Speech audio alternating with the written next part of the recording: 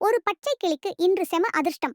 மரத்தின் இலைகளுக்கு நடுவே ஒரு பெரிய பழுத்த ஆப்பிளை கண்டவுடன், இது எனக்கே எனக்காக என்று எண்ணி மகிழ்ச்சியில் துள்ளி அதை தன் அலகால் பிடித்துக் கொண்டது.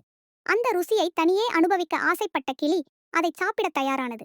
அப்போதுதான் அருகில் இளைத்துப் போன சின்னஞ்சிறு குருவி ஒன்று பசியுடன் அந்த ஆப்பிளை பார்த்து கொண்டிருந்தது. இதை பார்த்த கிளி யாருடனும் பகிர மனமில்லாமல் ஆப்பிளை தன் இறக்கைக்குள் சத்தமில்லாமல் மறைத்துக் கொண்டது.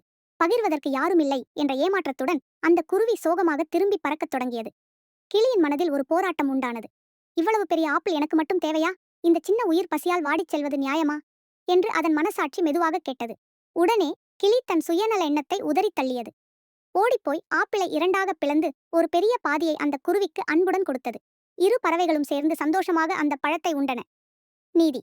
நண்பர்களே, இந்த உலகத்தில் உண்மையான மகிழ்ச்சியும் நிறைவும் நாம் மற்றவர்களுடன் அன்பை பகிர்வதில்தான் உள்ளது. பகிர்வே சிறந்த மகிழ்ச்சி.